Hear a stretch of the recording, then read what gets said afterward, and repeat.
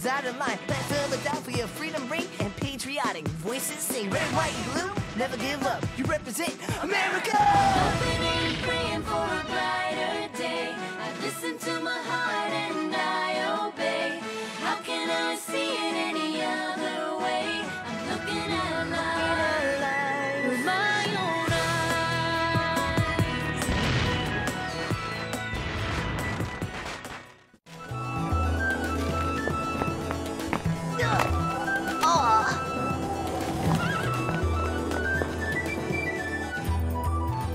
Moses, I'm a journalist, not a workman. You're whatever I need you to be in order to get the Gazette to the people of Philadelphia. Yes, James. Be a proper patriot and stop complaining. Mayor's here! Hey! Oh, please. Is there anything addressed to Miss Sarah Phillips? Oh, Monsieur Henri Lefebvre, I am expecting a large shipment of gold doubloons from off the coast of Virginia. A small shipment? Perhaps some news from the continent. Here. Over here! Over here. Thank you, my boy. Franklin. There's no word from my father? I'm afraid letters from Ohio are few and far between, Sarah. This separation cannot continue. I will make a home with him in the colonies. I vow it. Nothing for me, neither? Nothing for you either. However, I did receive these out-of-town newspapers. Finally! My doubloons? Perhaps the next Mayo.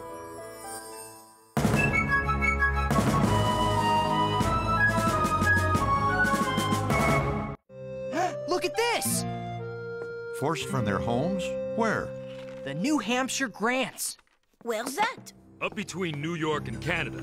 Beautiful country. They call the hills up there the Green Mountains. Fine logging in the Grants. Fine maple syrup, too. Maple syrup? Listen. Ejectment coming thick and faster. Women sobbing and lamenting. Children crying and men pierced to the heart with sorrow and indignation at the approaching tyranny. Now that's newspaper writing. It's by someone named Ethan Allen. It sounds to me like Mr. Allen is hyperbolizing in an effort to inflame the emotions of potential traitors to the crown.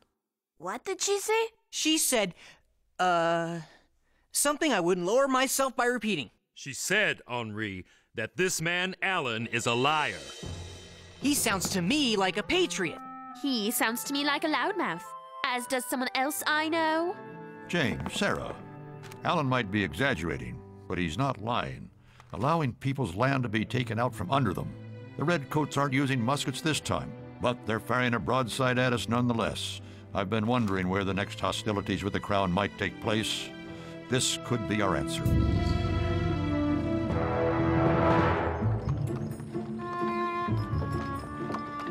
You have as much chance of filing a better story than me as a man has of walking on the moon. You're rather sure of yourself for someone with a chunk of venison stuck between his teeth. Oh, got it. Thanks. Look out!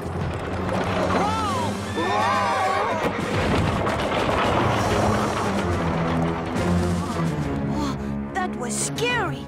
Can we do it again?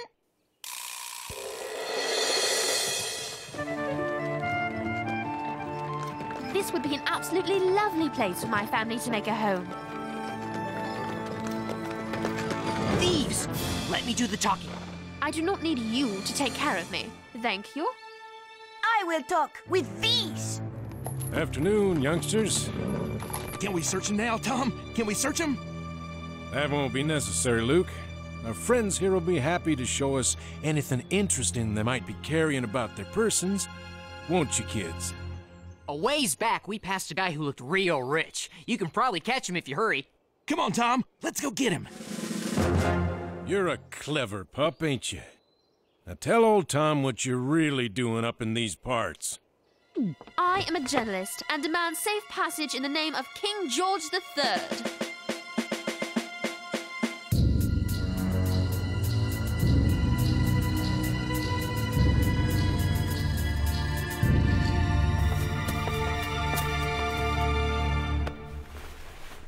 I demand to meet your leader. And I demand to meet your cook. You boys trap game in the woods and don't invite me to the feast? May I assume that you are the leader of this vile band of kidnappers and thieves? Some of the boys might take offense at your characterization, but yes, I'm their leader. My name's Ethan Allen. Ethan Allen? Ethan Allen? All I did was ask you where the finest land is to be found in the Grants. You Tories come here and expect us to just hand over our land and property? Are you mad or stupid or you just a thief? I can answer that. You call me a thief? You're the one who had me bound and gagged and dragged here against my will. My men were doing their duty. And anyway, you're free now, aren't you? If you won't show me the land, I'll go see it myself. You'll do nothing of the kind, my little redcoat. Yum, maple syrup. No more will you steal our homes out from under our very feet. And, sad to say, no more can we fight your tyranny peaceably.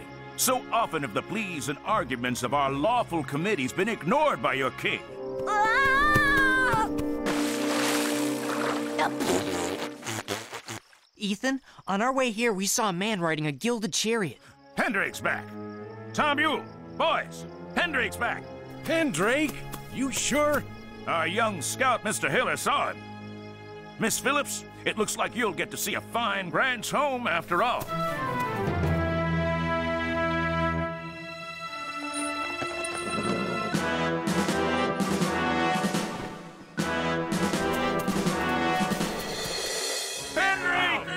You will leave my property immediately. We cannot leave your property because we are not on your property.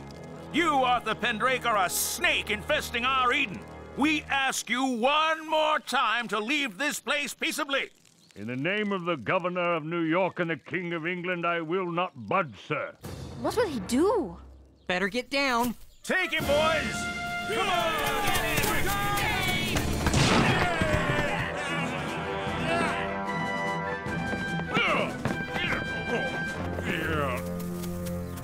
Anyone else in the house? No, Ethan. Set the horse free. This isn't right. It isn't fair. I'm glad you're here, little redcoat. You're about to learn something about fairness. Arthur Pendrake, we the people of the New Hampshire Grants have resolved to offer a burnt sacrifice to the gods of the world. Time to burn the house. This is barbaric. If you're intent on driving this good man out, why don't you simply let the earlier occupant move back in? Let's ask the earlier occupant. Tom? If I did that, they'd just throw me and my family out again. That thief would be back, right back inside a house I built for my wife and children. Maybe this'll show him we mean business. Ethan, give me the torch. Sorry, Tom. So am I. I built this house for freedom. Now I burn it for freedom.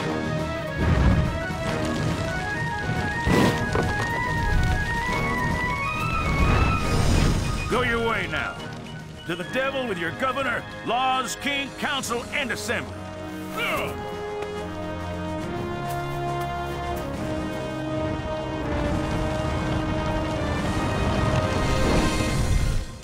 People have three inalienable rights, James. Rights that they cannot be denied. And those are the rights to life, liberty, and property. If the government fails to protect those rights, it's the people's right to revolt and form a new government. It's never been clearer to me than right now. That's exactly what we have to do. We have got to separate from England. At Lexington and Concord, the British fired on Americans. It's time for them to get as good as they give. It's time for the first American attack on the Redcoats. Finally! You wouldn't dare. No more burning houses. No more Arthur Pendrakes. The Green Mountain Boys are gonna take Fort Ticonderoga in New York.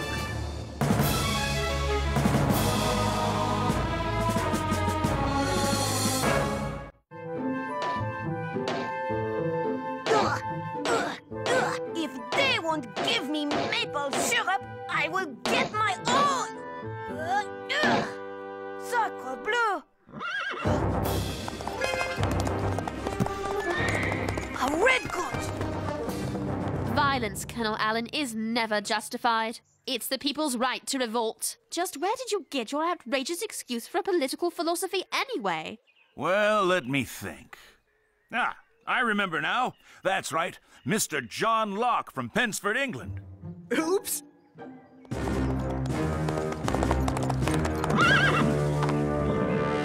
Am I addressing Colonel Allen? You are? I am Colonel Benedict Arnold.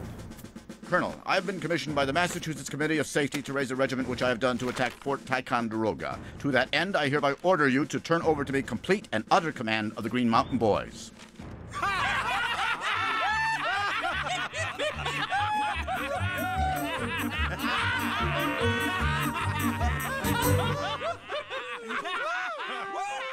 Well, Colonel, with all the respect due a man of your high rank and obvious importance, I formed this battalion, these are my men, and I'll be darned if some little red peacock is gonna strut in here and start giving them orders.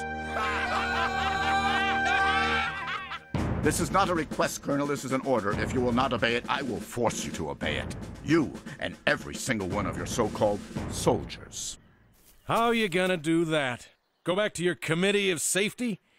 The Green Mountain Boys are serving under Ethan Allen, or the Green Mountain Boys are going home.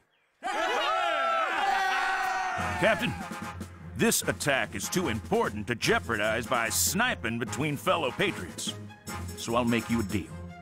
I'll let you share command of the boys here and ride with me in front of them, if you agree not to cause any trouble for us back in Massachusetts.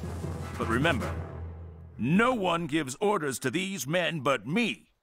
Ever. Are we agreed? He'll never do it. He must do it. Agreed. Colonel Allen! A redcoat riding this way on the white horse with a bright red jacket. He was a shrimp, but he... Did you spot the British soldier too, monsieur?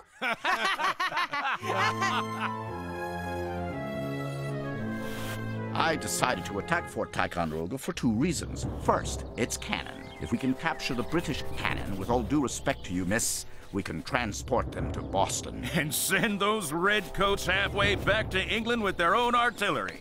Second, if we control Ticonderoga, we control the main waterway into the colonies from Canada. And then, my boy, nothing goes on, in, or out of that water unless we Americans say it does. Now, our spies tell us there are only 50 or so British soldiers defending the fort. But we're expecting a heck of a fight anyway.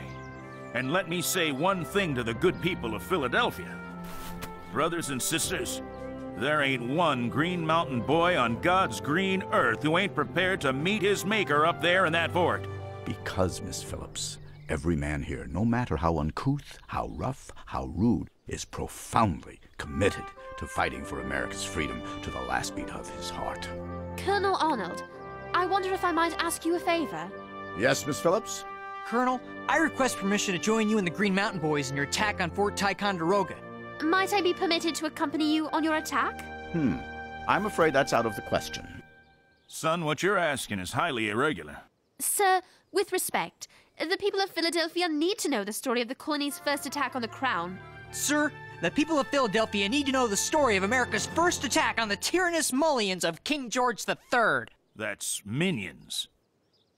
Well, I suppose in their way the Green Mountain Boys are highly irregular too. You'll stay as much out of harm's way as possible. Yes, sir. I don't doubt that the Pennsylvanians need news of our attack, Miss Phillips, but I'm afraid they'll have to get it from someone less qualified than yourself. I simply cannot permit a proper young lady to accompany troops into combat.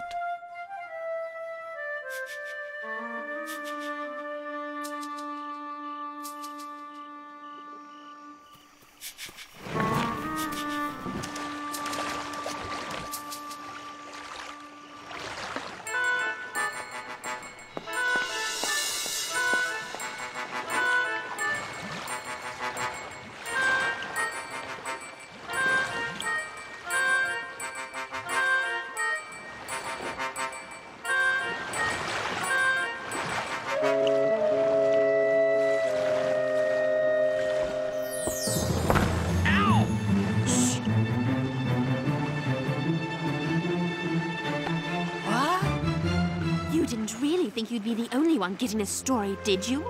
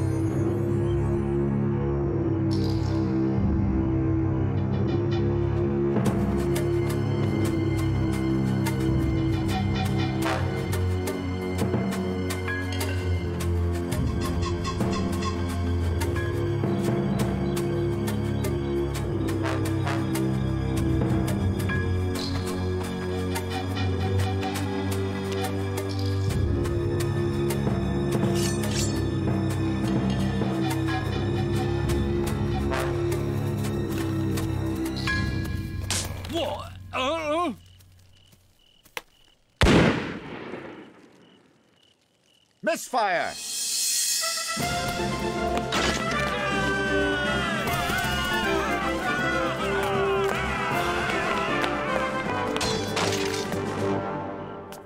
Mercy, sir, mercy! Take me to your commanding officer. Now! All right, all right.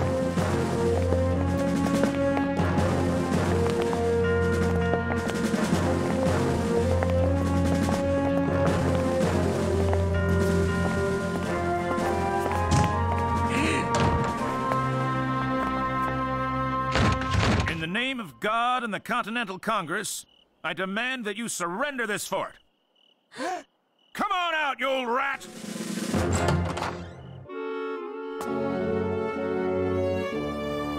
My sword, sir.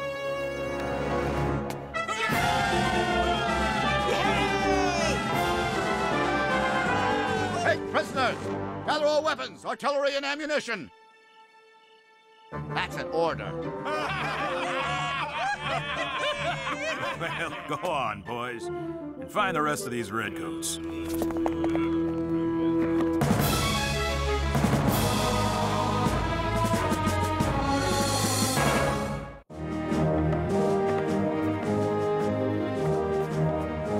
Gather the artillery, collect the cannonballs and musket shot outside.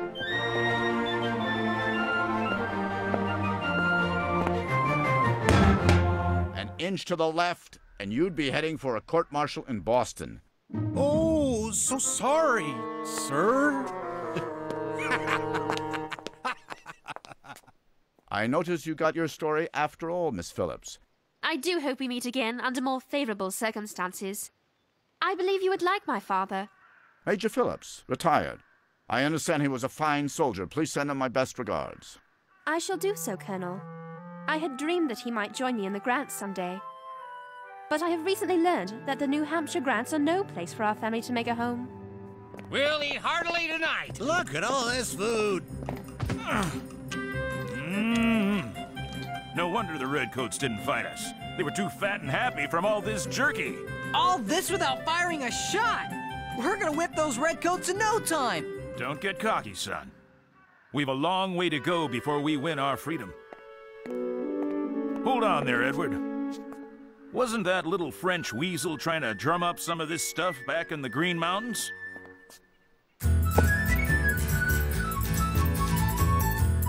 Dr. Franklin will put my story on the front page. He'll put mine on the front page. Dr. Franklin is many things, but he is not insane. Papers ready. Who got the front page? You both did. I never thanked you for not giving me away on the boat that night. I had to let you write that story. How else could I prove that mine was superior? Spell superior. Gee, these flapjacks look good. Oh, I imagine they are.